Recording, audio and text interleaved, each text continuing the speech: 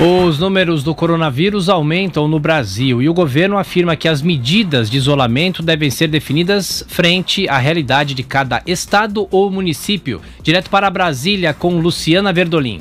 O Brasil já soma 25.262 casos de coronavírus em todo o país, com 1.532 mortes.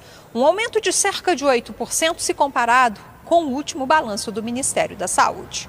O ministro Luiz Henrique Mandetta admite que o número de casos pode ser bem maior, por conta da falta de testagem.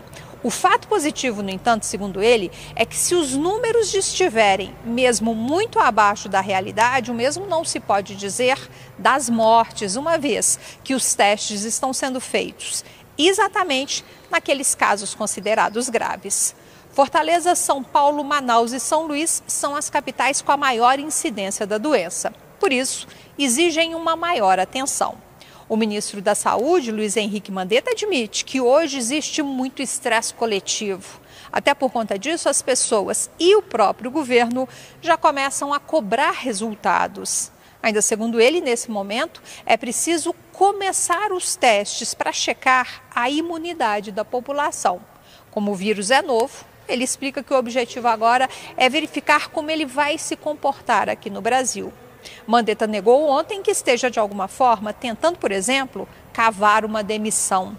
Causou muita irritação aqui dentro do Palácio do Planalto as afirmações do ministro no fim de semana que era necessário um discurso unificado, uma vez que hoje a população não sabe se ouve o presidente ou o Ministério da Saúde quando o assunto é isolamento social. Mandetta ressalta, no entanto, que o remédio é sim amargo, mas segundo ele a sinalização é de que a estratégia adotada pela área técnica é correta. Ainda de acordo com o ministro da Saúde, o momento é de planejamento. Por conta do Brasil ser um país continental, Mandetta costuma afirmar que não existe uma receita de bolo que seja boa para todos os estados e municípios. Por isso o Ministério ressalta que as medidas de contenção ou retomada das atividades dependem da análise caso a caso, levando-se em consideração o crescimento do número de casos da doença e a capacidade de atendimento dos hospitais locais. Não somos uma ilha, também olhamos a questão da economia, de o que pode funcionar, o que não pode. Vamos preparar um gráfico. Olha, essa cidade, alto risco, baixíssimo risco, baixa incidência e ótimos leitos preparados. Pode andar mais. Alta incidência e pouquíssimo leito preparado. Para. O ministro da Cidadania, Onyx Lorenzoni, que foi flagrado na semana passada defendendo a demissão do ministro da Saúde, ontem participou de reunião juntamente com o ministro Mandetta. Na entrevista coletiva, o tom de Onyx foi duro, causando constrangimento ao sair em defesa do posicionamento do presidente Bolsonaro. O presidente Bolsonaro, de maneira corajosa, como comandante da nossa nação,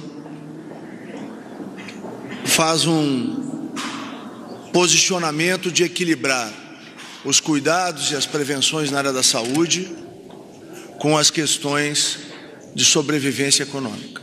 Ontem, a Receita Federal informou que já liberou a entrada aqui no país de mais de 34 milhões de equipamentos de proteção individual contra o coronavírus. Isso nos últimos 15 dias. Foram mais de 1,5 milhão de kits de testes e mais de 34 milhões de itens de proteção individual, como máscaras, luvas, aventais e óculos. O peso total da carga chegou a quase 180 toneladas.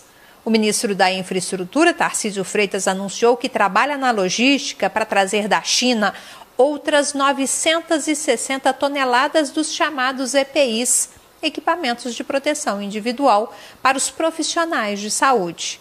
Ao todo, deverão ser necessários 40 voos. A primeira leva de equipamentos de 53 toneladas deve chegar aqui ao Brasil até o dia 20. Segundo o ministro Tarcísio, uma das dificuldades nesse momento é encontrar as chamadas rotas seguras para evitar apreensão e desvio dos equipamentos. Uma dessas rotas é via Oriente Médio, podendo parar para reabastecer em Dubai, em Doha, em Tel Aviv. E outra rota que nós testamos com sucesso também foi a rota da África, parando em Addis Abeba, né, na Etiópia, em Lomé, na capital do Togo, chegando até Guarulhos. O ministro anunciou também, para amanhã, o início da vacinação contra a gripe para o pessoal do transporte, caminhoneiros, motoristas e trabalhadores portuários. De Brasília, Luciana Verdolim.